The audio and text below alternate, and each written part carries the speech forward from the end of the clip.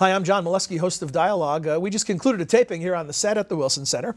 And on the week that Vice President Xi of China is visiting the United States, we were talking about China. We have some real experts to do that with.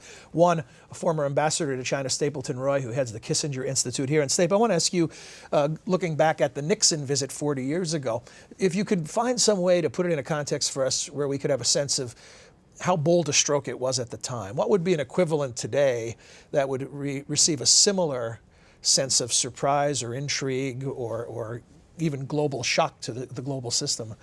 There is no equivalent today. There is no equivalent today. I would say if you look back over the last 40, 50 years, and in fact if you look at diplomatic history, there has rarely been an event of such magnitude that has taken place so secretly in its preparation.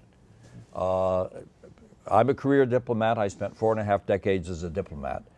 For 10 to 15 years after that breakthrough, foreign offices throughout the world lived in mortal terror that some other enormously important event would take place secretly through maneuvering among the great powers.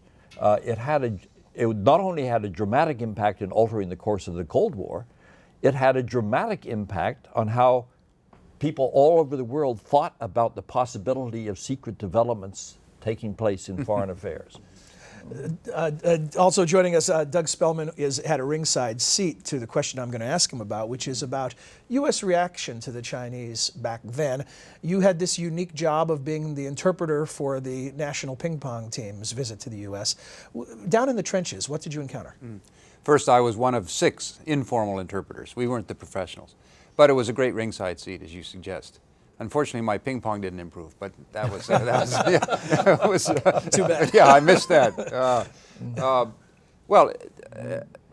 The reception by the American people, I thought, was somewhat surprising and very welcoming, and I thought that was a good sign. After 22 years of virtually no communication and, as Professor Xia said earlier, demonization in the U.S. of Chinese, just as it was of Americans in China.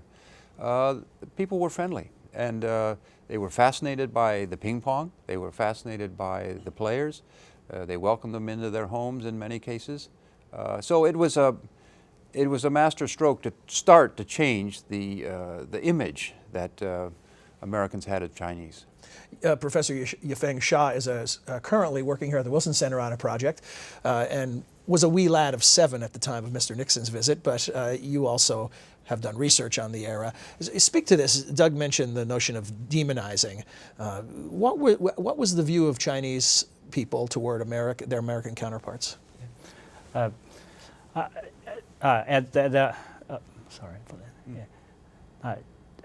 The United States of America has been demonized in China for 20 years, but by this point, in 1969, that Soviet Union has turned to be China's #1 enemy because of the clash along the Zhenbao Island, the clash between China and the Soviet Army. For most of the Chinese, although the United States has been demonized, they do not have a real animosity against the United States because in history, the United States did not conquer China or taking Chinese lands.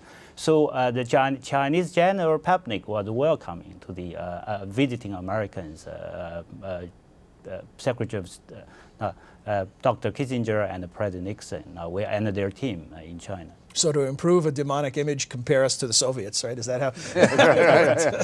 Gentlemen, thanks. If you'd like to hear an entire interview with our guests, visit us on the web at wilsoncenter.org.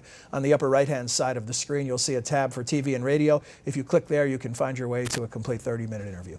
Thanks.